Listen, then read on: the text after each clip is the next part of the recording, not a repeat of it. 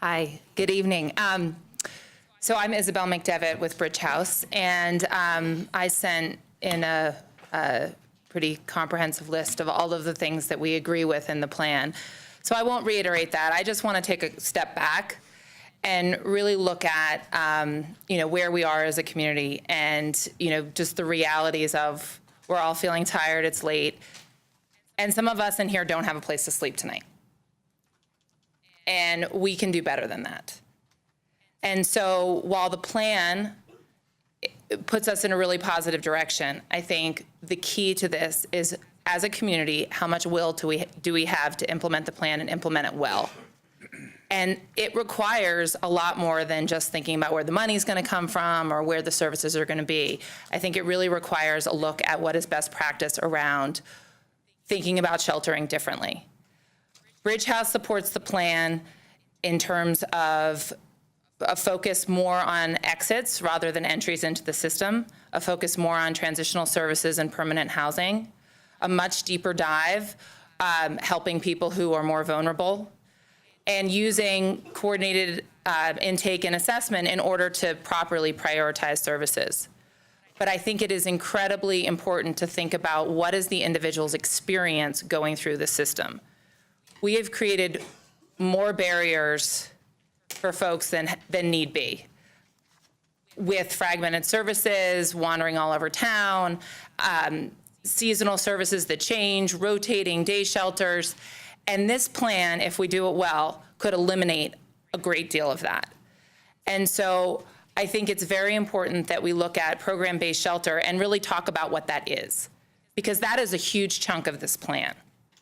And what it calls for is a complete re-envisioned model around sheltering, which is not night to night. It is not day and night separate. It is a comprehensive 24/7 solution for people with the highest needs. And what that also means is it's going to be people who are going to struggle and are going to be struggling with mental illness and addiction and, flat out bad luck that has created a tremendous amount of trauma in their lives. And so we need to have a trauma-informed harm reduction approach to a comprehensive program-based sheltering model, which means that we need to kind of start from scratch, because we do not have that right now.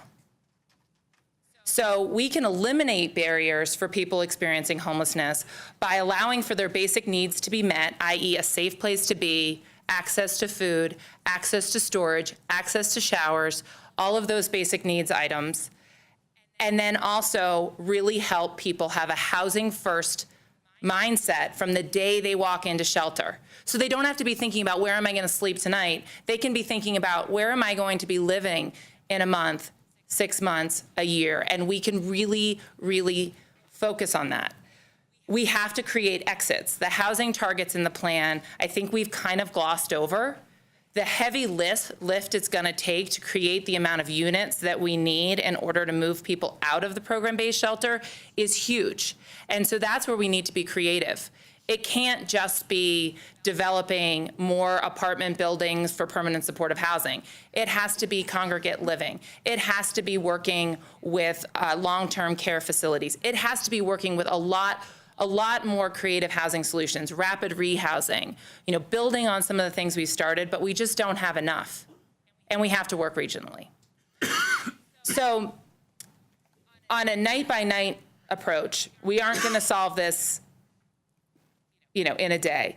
But what I will say is, if we can follow some of the best practices in sheltering, combine day and night services to alleviate some of the barriers that had truly stood in the way for people, focus on coordinated entry and real leverage with that coordinated entry. Because as you know, Bridge House has run the Resource Center for 4.5 years.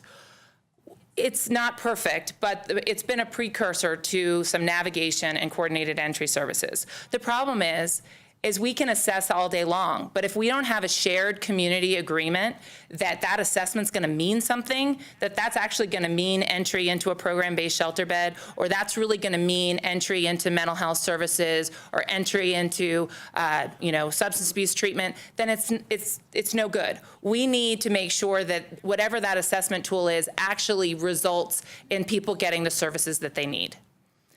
As far as the navigation beds, I see these as very short-term beds for people who need them. I also see those as walk-up. You know, you can get a bed for tonight, but then tomorrow, you know, you really need to start working on what that plan is going to be.